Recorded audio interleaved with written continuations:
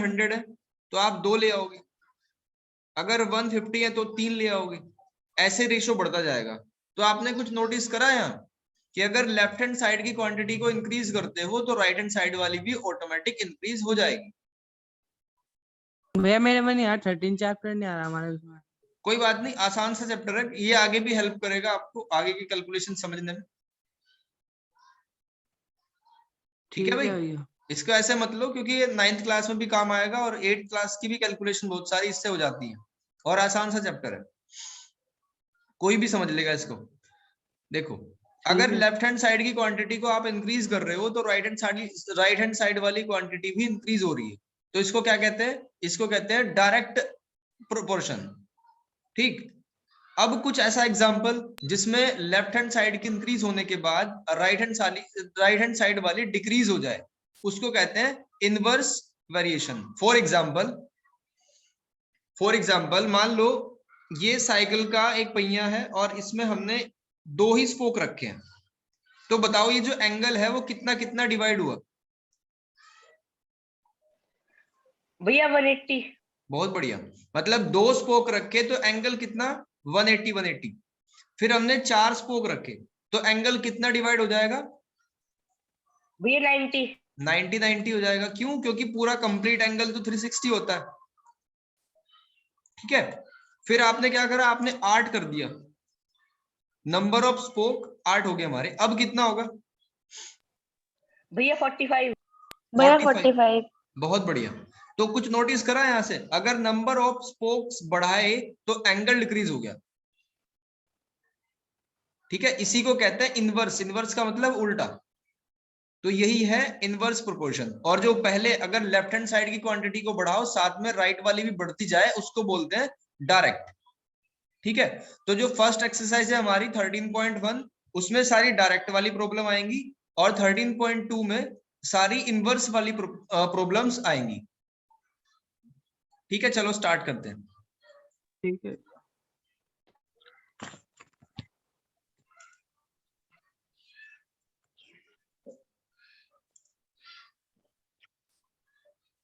देखो, ये try these में कुछ टेबल दे रखी है आपको, ध्यान से देखना।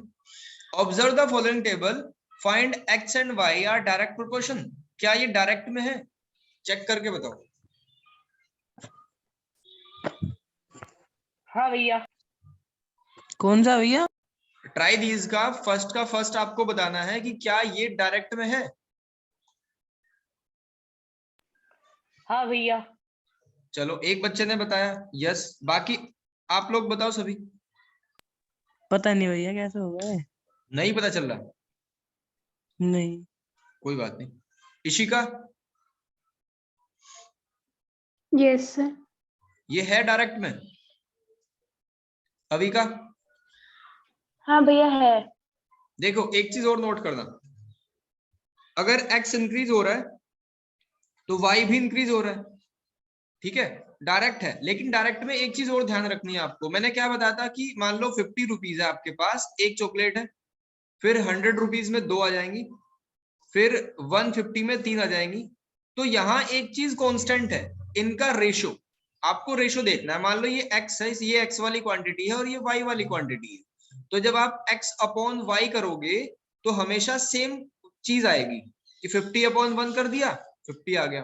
फिर यहाँ भी वैसे ही करो, 100 अपॉन 2 कर दो, कितना आ जाएगा, अगेन 50 आ गया। फिर यहाँ भी ऐसे ही करो, 150 अपॉन 3 कर दिया, अगेन 50 आ गया। तो ये चीज अगर कांस्टेंट आपको दिख रही है हर एक कॉलम में तो इसका मतलब वो डायरेक्ट है, अदरवाइज वो डायरेक्ट नहीं है। कैसे आया? हाँ जी, 50 कैसे आया भैया?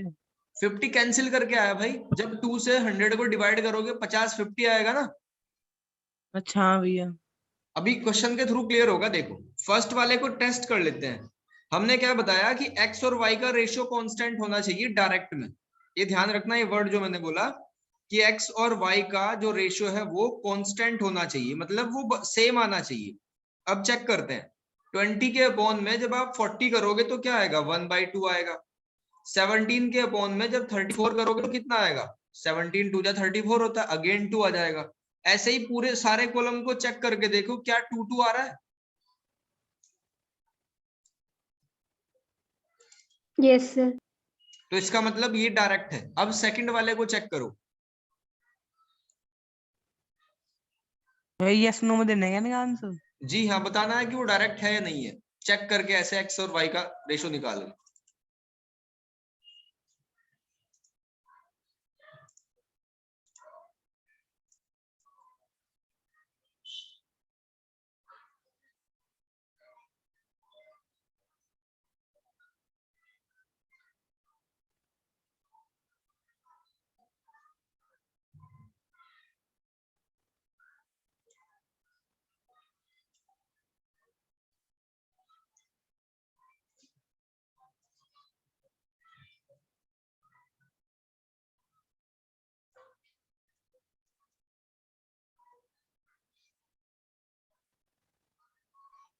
नहीं भैया।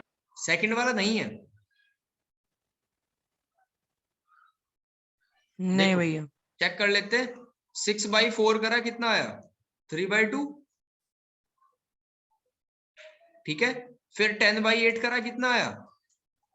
5/4। तो ये तो स्टार्टिंग में ही अलग अलग है, तो इसका मतलब x अपॉन y का रेशो सेम नहीं है, यानी कांस्टेंट नहीं है। ठीक है, तो इसका मतलब ये डायरेक्ट नहीं है। मैं समझ में नहीं आया, मतलब क्या 3/2 कैसे, मतलब भैया? बेटा 6/4 को आपको सिंप्लीफाई करना है, 2 से कट जाएगा ना ये 3/2। हाँ भैया। 3/2 आ गया। फिर दूसरा देखो, हाँ ये 10/8। 10/8 को आप रिड्यूस कर दोगे, 2 से कटेगा, सर 5/4 लिखेंगे ना। हाँ भैया। फिर दूसरे कॉलम को आगे भी चलो, आगे देख लो, चेक करना चाहते हो तो। इसको भी क्या लिख सकते हैं, हमें पता है कि 2 से कट जाएगा, 14 भी 12 भी, तो 7/6 लिख देंगे। तो ये हाँ सारे रेशो क्या आ रहे हैं? अलग अलग आ रहे हैं। और अभी मैंने जो चॉकलेट वाला एग्जांपल दिया था और ऊपर वाला जो फर्स्ट पार्ट हमने करा था, इसमें सारे क्या थे? सेम थे। तो जब भी सारे सेम आएंगे तो वो डायरेक्ट होगा, जब सारे सेम नहीं आएंगे तो वो डायरेक्ट नहीं होगा। Is that clear? हाँ भैया। तो हाँ यस ऐसा भैया। भैया। ओके, अभी का तुम्हें समझ आ गया? हाँ भैया। गुड। अब थर्ड करो, थर्ड को चेक करके बताओ। भैया नहीं है। नहीं है, देख लेते हैं अभी।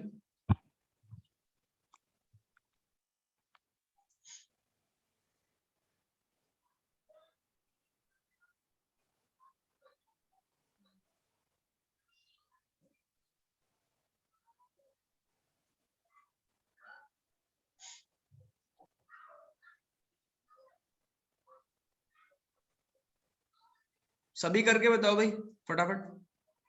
नो सर, सर नहीं है। नहीं है? क्यों नहीं है ये इशिका? सर क्योंकि सर 12/36 तक तो सर 1/3 आ रहे हैं सर, एग्जैक्टली, 15/60 करेंगे तो 1/4 आएगा। बहुत बढ़िया। देखो, इस वजह तो नहीं यहाँ है। तक तो 3 आ रहा है, 1/3 1/3 1/3। लेकिन 15 4 या 60 होता है ना, ये तो 1/4 आ गया, तो इसका मतलब ये डायरेक्ट नहीं है। मैं 1/2 आना चाहिए। बेटा सेम आना चाहिए, जो स्टार्टिंग में आ गया ना। जैसे ये 5/15 है, कितना आएगा? 1/3। और ये 1/3। 8/24 है, ये भी कितना आ गया? 1/3। तो सारे सेम आने चाहिए, कुछ भी आए। ये जरूरी नहीं कि 1/2 ही आए या 1/5 ही आए। अच्छा भैया। पहले वाले में चेक करो, पहले वाले में तो 1/2 था ना, तो ऐसा कोई जरूरी नहीं है, कोई नंबर फिक्स नहीं कर रखा हमने इसके लिए। अच्छा भैया। समझ आई बात? यहां तक क्लियर है? हाँ भैया। ठीक है। हाँ भैया। अब देखो, एग्जाम्पल नंबर फर्स्ट को ध्यान से देखना। इसमें दिया हुआ cost of 5 metre of particular quality of cloth 210। 5 metre cloth कितने का आया? 210 का। Tabulate the cost of 2 4 10 13 metre of cloth of the same type. तो हमें क्या करना है, एक टेबल बनानी है, ध्यान से देखना। ये हम टेबल बनाने की कोशिश कर रहे हैं। ये x रख दिया हमने और ये y। और ये x क्या है? ये x है मीटर क्लोथ कितना है ना। इसको लिख देंगे, x क्या है? Cloth in metre. और y क्या है? उसका रेट है। ठीक है, तो ध्यान देना, 5 मीटर क्लोथ कितने का है? 210, 210 का। ठीक है, टेबल में भर दिया हमने। फिर आगे चलो, इन्होंने कहा कि बताओ कि 2 मीटर क्लोथ कितने का होगा। ये वाली चीज खाली है, ये बतानी है कितनी होगी। तो इसको आप कुछ मान लो, हमने इसको मान लिया y1 है। ठीक है, जो चीज हमें नहीं पता, जैसे हम एक्स वाई मान लेते हैं, तो वैसे ही हमने इसको y1 लेट कर लिया। ठीक, अब ध्यान से देखना। सबसे पहले देखो कि, और इसमें आगे क्या दिया हुआ है, 2 मीटर का हमें निकालना है और 5 मीटर का 210 है, फिर 4 का भी निकालना है हमें, ऐसे ही आगे 4 का भी निकालना है, और फिर 10 का भी निकालना है, और 13 का भी निकालना है। अच्छा ये बताओ, ये जो कपड़े वाली सिचुएशन है, ये डायरेक्ट होती है या इनवर्स होती है?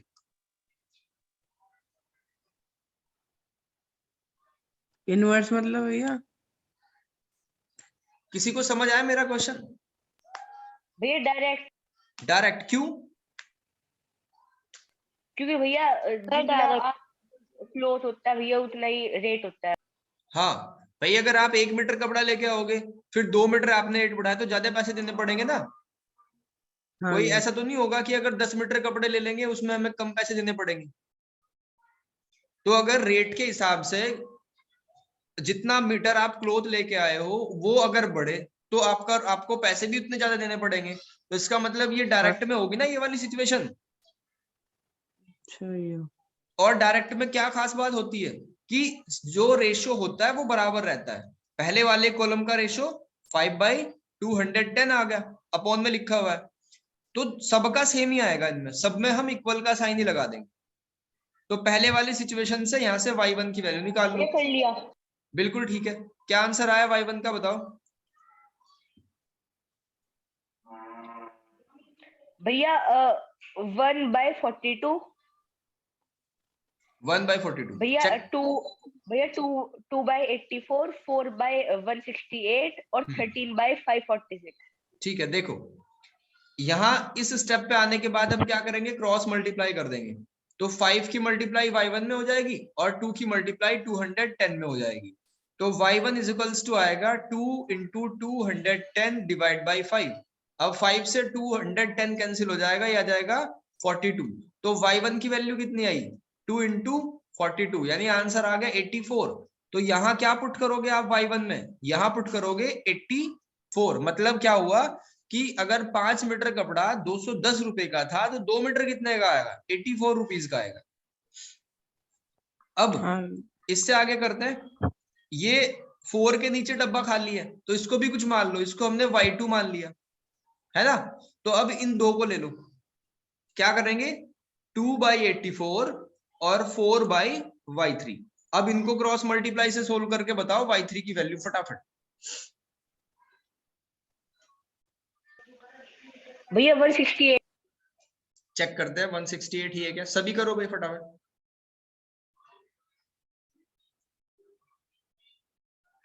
इशिका समझ आ रहा है ये वाला मेथड? Yes sir, sir 168। 168, इसमें 2 लाइन से ज्यादा तीसरी लाइन में क्वेश्चन जाएगा ही नहीं, बस यही सोल्व हो जाएगा।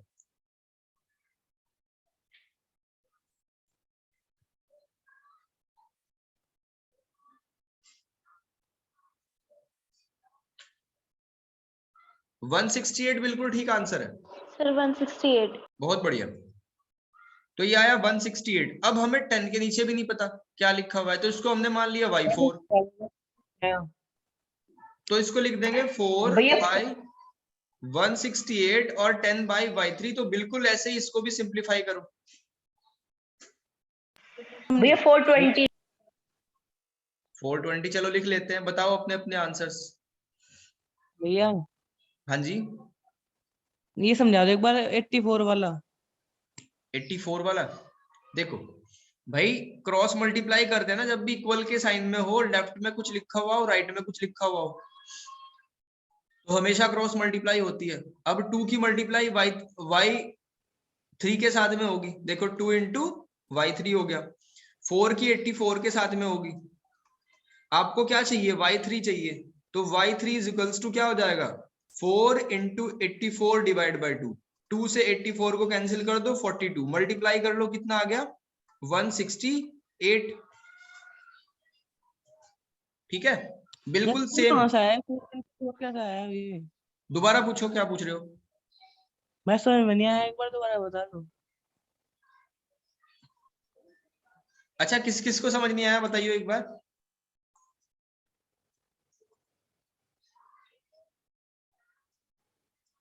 कोई और भी है क्या ऐसा जिसको समझ नहीं आया हो?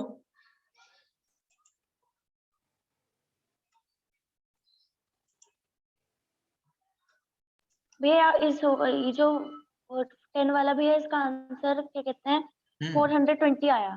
420 बिल्कुल ठीक है। वंश थोड़ा ध्यान दे भाई, जब ये 7वीं क्लास की कन्या सीख रही है तो तुम क्यों नहीं सीख सकते? ध्यान दो। हाँ ये क्रॉस मल्टीप्लाई ही तो करनी है। क्रॉस मल्टीप्लाई का मतलब है कि इस वाले का ऊपर का और ये वाला नीचे का मल्टीप्लाई हो जाएंगे। तो 4 इंटू y3 और 10 इंटू 168। तो आपको y3 की वैल्यू निकालनी है, तो इसका मतलब ये जो मल्टीप्लाई वाला है वो डिवाइड में जाएगा ना। हाँ ये फिर अब 2 से कैंसिल हो जाएगा, 2 2 जा 4, 2 5 जा 10। फिर 2 से 168 कैंसिल हो जाएगा 84 टाइम। बस इनकी मल्टीप्लाई तो करनी है। 420 आ गया आंसर। ठीक है भैया। अब लास्ट वाला करो, 13th।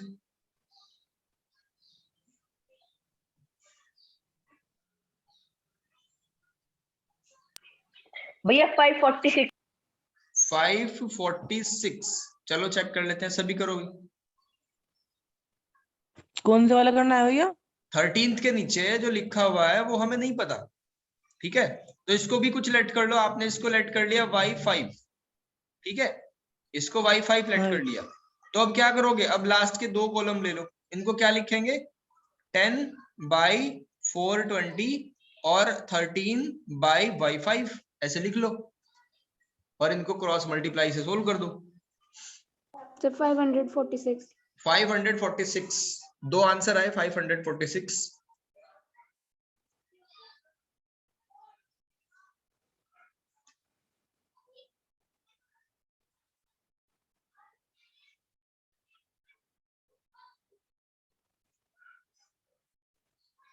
भैया 546। बहुत बढ़िया।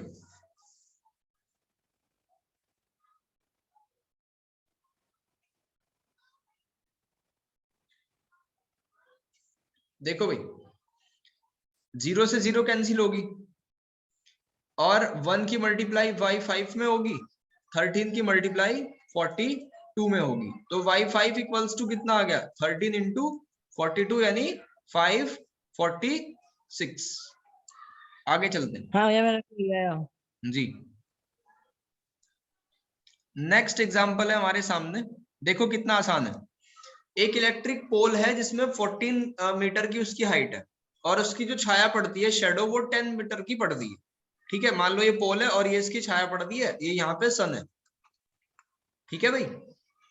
तो find the height of a tree that cast a shadow 15 metre under similar condition. Similar condition का क्या मतलब है? सिमिलर कंडीशन का मतलब है कि सूरज की वही स्थिति है जो पहले वाली कंडीशन में थी, ठीक है? अगर सूरज की कंडीशन चेंज हो जाएगी तो फिर छाया अलग अलग बनेगी, शैडो अलग अलग बनेगी, ठीक है? तो इस लाइन का बड़ा मीनिंग है सिमिलर कंडीशन जो लिखा हुआ है, बाकी इसमें कुछ है नहीं। देखो कितना आसान है। आपको क्या करना है? एक डब्बा बनाना है, उसमें एक x लिख दो, एक y। फिर आपको डिसाइड करना है कि x क्या लेंगे हम।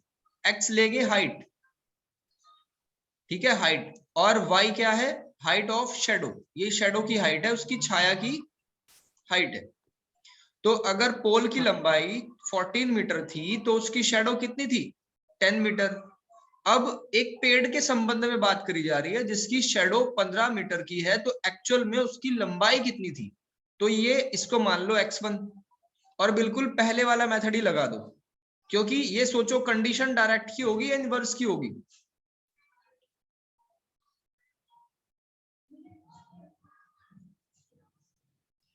डायरेक्ट की कंडीशन होगी या इनवर्स की होगी? भैया डायरेक्ट की। समझाओ एक बार भैया कैसे। डायरेक्ट की।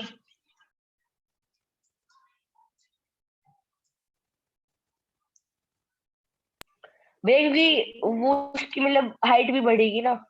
बिल्कुल भाई, जितना बड़ा कोई व्यक्ति होगा उसकी छाया उतनी बड़ी पड़ेगी, है ना?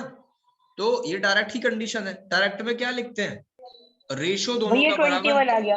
बिल्कुल। कितना आ गया आंसर? भैया 21। 21 आया। चलो देखते हैं, सभी करो भाई, सभी बताओ अपने आंसर।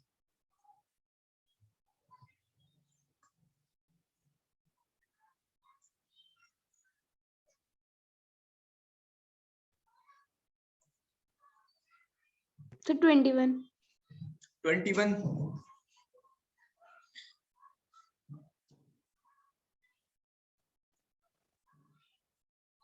वंश और ऋषिका, आप लोगों की भैया वीडियो क्यों ऑफ है? 21।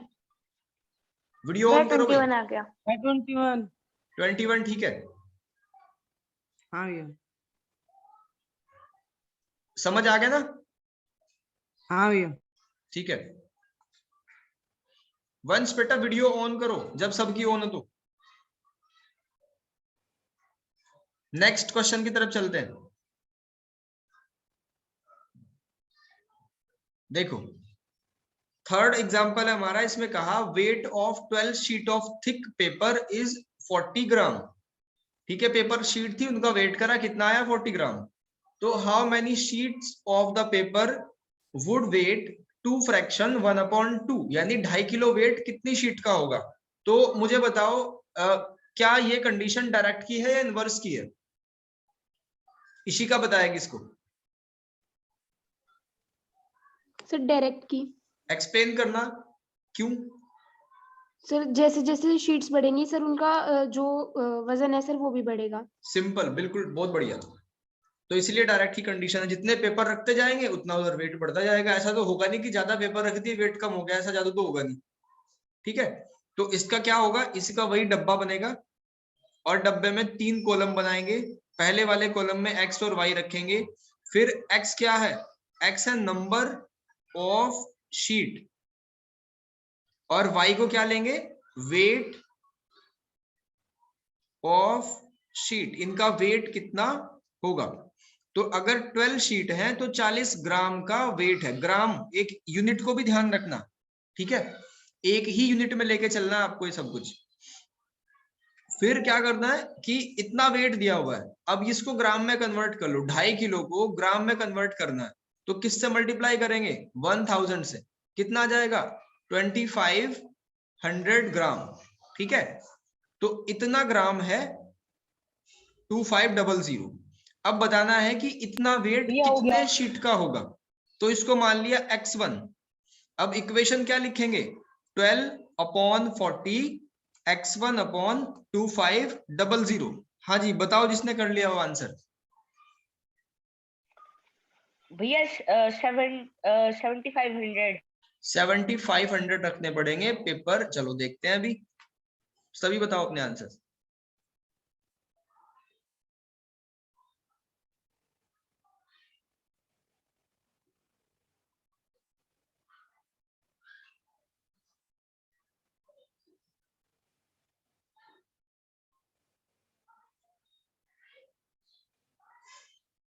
सर 750 ग्राम। 750 बिल्कुल ठीक है। वंश हो गए?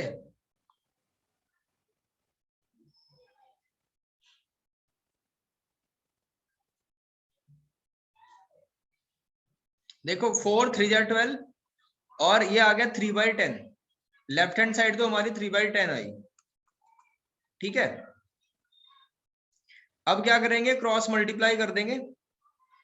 तो 3 की हो जाएगी 2500 में और 10 की हो जाएगी x1 में, और 10 की एक जीरो से एक जीरो कैंसिल, तो कितना बचेगा? 750, 750। तो इसका मतलब हमें 750 पेपर की शीट रखनी पड़ेगी, तब जाके जो उनका वेट होगा वो इतना होगा। आई होप ये सबको समझ आ गया होगा। हाँ भैया हो गया। हाँ भैया। वंश माइक को अनम्यूट करके पूछो क्या पूछना है। भैया 3 की मल्टीप्लाई इसमें आएगी ना, इसमें 250 में। हाँ बिल्कुल, 3 की मल्टीप्लाई होगी 2500 में, 2500 में।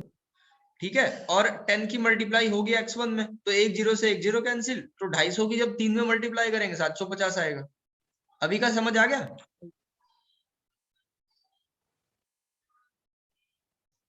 हाँ। ठीक है,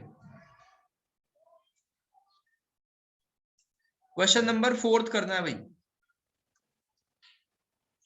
train is moving at uniform speed 75 kilometre per hour. एक ट्रेन है जो इतनी किलोमीटर की स्पीड से जाती है। यूनिफॉर्म स्पीड का मतलब वही वही उसकी स्पीड रहती है। How far will it travel in 20 minute. तो 20 मिनट में वो कितना ट्रेवल करेगी? देखो ध्यान से समझना इस क्वेश्चन को। ये बॉक्स बनाया हमने, 3 कॉलम बनाए, एक में x लिख दिया, एक में y लिख दिया, ठीक है। तो x को मान लो स्पीड, x को स्पीड मान लिया, और y को मान लिया कि वो कितना चल रही है, या इसको लिख दो डिस्टेंस ट्रेवल्ड, डिस्टेंस ट्रेवल्ड, ठीक है। तो स्पीड कितनी थी 75, ठीक है भाई। भैया हो गया हाँ जी बताओ। भैया 25 किलोमीटर। 25 किलोमीटर, चलो देखते हैं अभी। 25 किलोमीटर एक आंसर आया। देखो ध्यान दो, जब हम ये कहते हैं ना कि स्पीड 75 किलोमीटर पर आवर थी, तो इस बात का क्या मतलब था कि 1 घंटे में 75 किलोमीटर चले, इसका यही तो मतलब था। हाँ भैया। और 1 घंटे का मतलब क्या होता है, यानी 60 मिनट में, 60 मिनट में हाँ। कितना चले 75 किलोमीटर, ठीक। तो यहाँ किलोमीटर। देखो दो चीजों के बारे में बात हो रही है, एक तो टाइम और एक कितने किलोमीटर चले, यानी टाइम और डिस्टेंस के बीच में बातचीत चल रही है, ठीक। तो हम क्या करेंगे, डिस्टेंस तो हमने ले ही रखा है, इस x को लेंगे टाइम, ठीक है। इसको चेंज करना पड़ेगा, हम यहाँ लेंगे टाइम, ध्यान रखना, ठीक है। अब पहले वाली जो कंडीशन दे रखी है उसके अकॉर्डिंग हम 60 मिनट में, 60 मिनट में कितना चले 75, तो पूछा है कि 20 मिनट में कितना जाओगे, तो इसको मान लिया y1, ठीक है। और 60/75 और 20/y1 कर दो, निकालो आंसर यहाँ।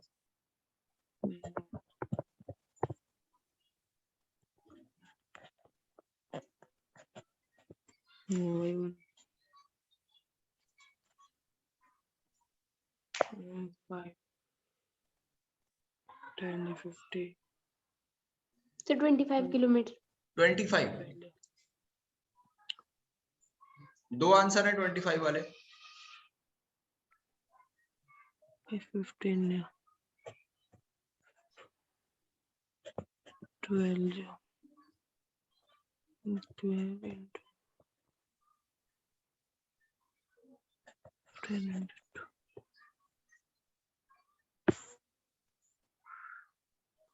देखो 0 से 0 कैंसिल होगी, 2 से 6 कैंसिल हो जाएगा 3 टाइम, और 3 से ये 25। बिल्कुल 25 है, ठीक है। हाँ भैया। अब इससे आगे देखो, सेकंड पार्ट में पूछा कि बताओ इसी, अगर यही बात, यही सारा रिलेशन हो तो 250 किलोमीटर जाने में कितना टाइम लगेगा।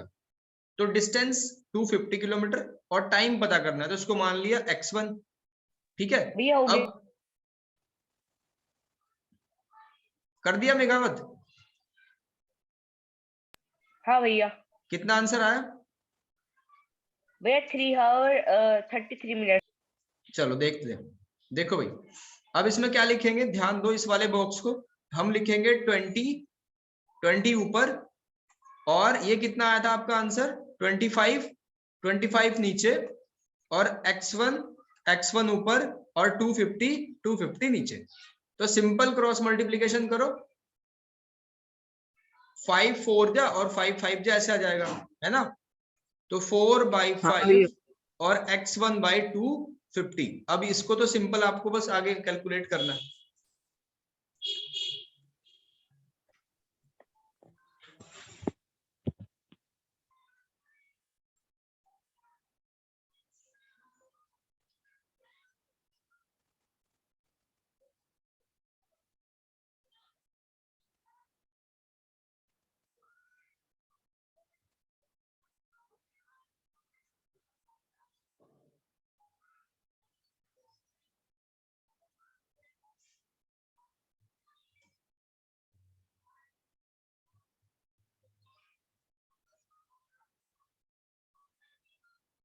Sir 200 minute. 200 देख लेते हैं, 4 × 250 और 5 200 × मिनट। x1। अब देखो क्या होगा, ये 5 चला जाएगा नीचे, तो 5 5 जा, ऐसे हो जाएगा 50। तो 4 × 50, आंसर कितना आया 200, ठीक है भाई। तो 250 किलोमीटर जाने में कितना टाइम लगेगा, 200 मिनट लगेंगे। यहां तक क्लियर है। हाँ भैया। ठीक है,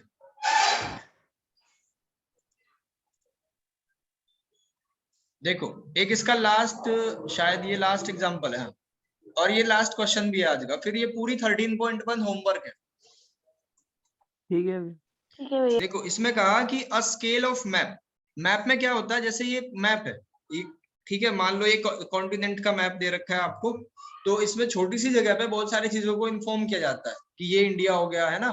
इस तरीके से मान लो जैसे इंडिया का मैप बनाया हमने, हाँ ये थोड़ा अजीब सा बन गया। इधर ये मान लो ये उत्तराखंड है, उत्तराखंड यूपी, इधर मान लो ये क्या हो गया आपका, इधर जो मणिपुर वाला इलाका, ये गुजरात राजस्थान, इधर तमिलनाडु केरल। तो मैप में छोटी सी चीजों में, मतलब सेंटीमीटर में बड़ी चीजों को इंडिकेट करा जाता है। जैसे इंडिया की टोटल जो लेंथ है वो शायद 2933 किलोमीटर है, ठीक है, और इधर अगर ऐसे देखें तो ये 3214 है। तो इतने किलोमीटर की डिस्टेंस को एक A4 साइज पेपर पे दिखा देते हैं, ठीक। तो इसमें क्या दिखा रखा है कि एक मैप है जिसमें 1 और ये कितना है भाई, 1 2 3 4 5 6 7 8, ठीक है। तो ये कितना चला जाएगा, 3 करोड़ के आसपास, ठीक है। 2 cities are 4 centimetre apart on the map. तो मैप का जो स्केल है ना, जो 1 सेंटीमीटर है, वो किसको शो करता है, वो इतने को शो करता है। 3 के पीछे कितनी जीरो लगी हुई है, 8, ठीक है। 2 cities are 4 centimetre apart on the map. तो बताओ कि वो एक्चुअली कितनी डिस्टेंस पे है। तो वही डब्बा बनाओ पहले, एक को x मान लिया, एक को y मान लिया। तो x तो क्या होगा, x क्या होगा, वर्चुअल यानी कि जो हम मान लेते हैं वर्चुअल पोजीशन कह लो या डिस्टेंस कह लो, वर्चुअल डिस्टेंस, ठीक है। और y क्या है, y है एक्चुअल डिस्टेंस, यानी सही में कितनी है। तो अगर दिया हुआ है कि अगर 1 सेंटीमीटर लोगे तो आपको ये लेना पड़ेगा 3 और उसके पीछे 8 जीरो लगा दो, ठीक है भाई। तो इन्होंने कहा कि अगर 4 सेंटीमीटर हो तो उसके लिए क्या करेंगे, इसको y1 मान लो। इतना यहां तक किसी को कोई दिक्कत नहीं भैया। बस ठीक है। अब डब्बा तो बना ही दिया हमने, इसको लिख दो 1 मैं क्या 3 अपॉन, करोड़ ऐसे लिख दिया, और 4 अपॉन y1 क्रॉस मल्टीप्लाई करो तो क्या आ जाएगा, 1 इंटू y1 और 4 इंटू 3। देखो ये 8 जीरो है ना, तो इसको आप स्मार्टली ऐसे भी लिख सकते हो 10 की पावर 8, ठीक है। 10 की पावर 8, ये एक्सपोनेंट पावर में पढ़ लिया होगा आपने। तो आंसर कितना आ गया, 4 3 जा 12 इंटू 10 की पावर 8 आंसर आ गया, ठीक है भाई। हाँ भैया, यही आंसर भैया, सब कुछ नहीं होने का। क्या भाई, भैया हाँ मेरा भी यही आंसर आया। यही आंसर है, आपका कुछ नहीं होना भैया है मेरे भी यही है। नहीं आगे कुछ नहीं होने का, बिल्कुल ठीक आंसर है यहाँ तक, ठीक है। ठीक है भाई। हाँ जी भैया। चलो अब देखो 13.1 पूरी ऐसे ही करनी है, इसके 10 क्वेश्चन है, ये आपको करने हैं कल, इसके डाउट्स और 13.2 हो जाएगी, ठीक है भैया। ठीक है। चलो आज के लिए इतना ही।